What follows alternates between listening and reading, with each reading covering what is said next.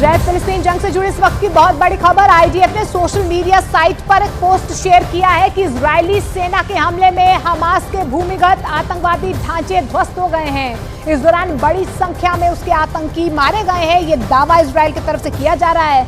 Israel की इस appeal का बड़ा असर होना चाहिए, लेकिन कैसे, लोग कहां जाएंगे इतनी जल्दी, उन्हें कौन ठिकाना देगा? अरब देशों के फिलिस्तीनियों को बचाने के वादे गाजा में गर्द में मिल गए हैं। गाजा के 20 लाख लोग एक साथ कहां गायब हो जाएंगे? रिपोर्ट देखिए।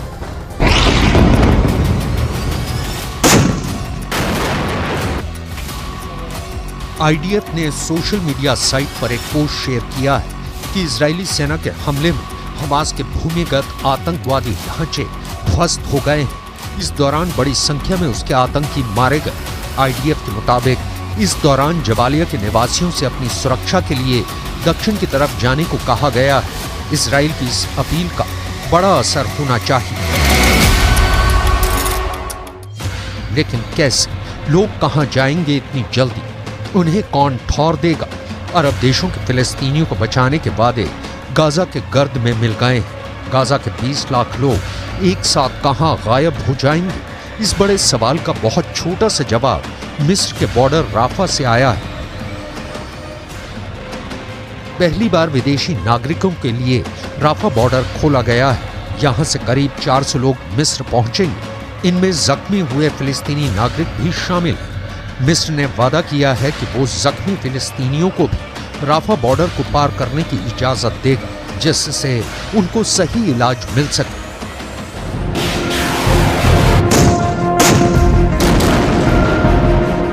गाजा की चलती जमीन पर राफा की कोशिश बूंद भर भी नहीं है।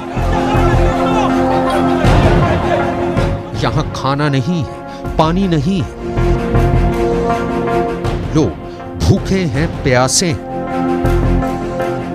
बिजली नहीं है। रात होते ही गाजा अंधेरे में डूब जाता है। इंटरनेट बंद है। लोगों को उस हिस्से जिसे दुनिया कहते हैं, इन लोगों से गाजा के लोगों का कनेक्शन कट गया है। उम्मीद की धुंधली सी भी किरण नहीं दिखती सीज फायर की।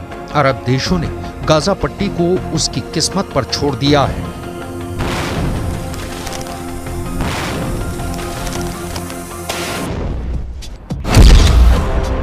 खुद को फिलिस्तीनियों का अलमदार मानने वाले ईरान, तुर्की, यमन, लेबनान, जॉर्डन जैसे देश कहां हैं?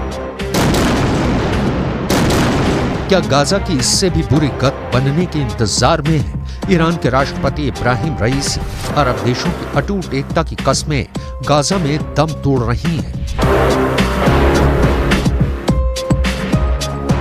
ईरान की धमकियों को इजराइल की सेना ने जबालिया की जमीन में दफन कर दिया है। ईरान की सेना पूरी गाजा पर टूट रही है। गाजा के कतरे कतरे में बारूद भरा जा रहा है। कौन रोकेगा? रिफ्यूजी कैंप पर हमले से इजराइल को अरब देशों का हाल आप देख चुके हैं। अब कुछ ऐसे देशों की लिस्ट देखिए जो इजराइल के खिलाफ एक्शन ले रहे हैं। बोलीविया ने इजराइल के साथ संबंध तोड़ दिए हैं। कोलंबिया और चिली ने गाजा में नागरिकों की मौत की निंदा करते हुए अपने राजदूतों को वापस बुला लिया है। राजदूत वापस बुलाने या राजनयिक संबंध तोड़ लेने से भी नहीं लगता कि इजराइल पर कोई असर पड़ेगा। इजराइल पहले हवा से और अब जमीन पर तबाही मचा रहा है। उत्तरी गाजा के जबालिया कैंप पर इजराइल ने कम से कम 6 हवाई हमले किए। इजराइल इस बात को दोहरा भी रहा है कि जहां जहां हमास के लड़ाके होंगे वहां हमले किए जाएंगे। हमास के लड़ाकों को ह्यूमन शील्ड बना लेने का कारण छोड़ा नहीं जाएगा।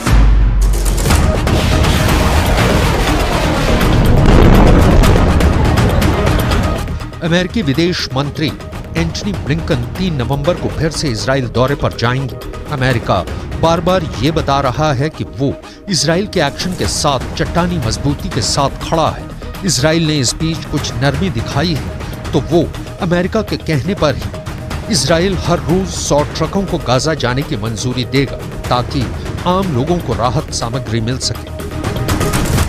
ये राहत सामग्री गाजा के लोगों के लिए ऊंट के मुंह में जीरे के समान है, लेकिन गनीमत है कि इतनी भी मिल रही है, वरना इजराइल के इरादे और अमेरिका का इजराइल के साथ दोनों बता रहे हैं कि गाजा का संपूर्ण अंत होना निश्चित है।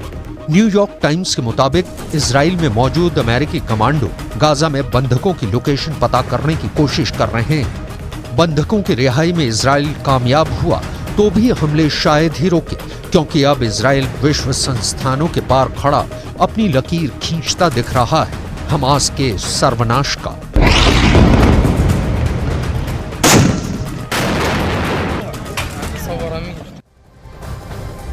और दक्षिणी इजराइल में हमास के आतंकियों की दरिंदगी की कहानी सुनकर आपके रोंगटे खड़े हो जाएंगे। हमास ने यहां पर हैवानियत की सारी हदें पार कर दी थी। गाजा से आकर पहले किबुत्ज की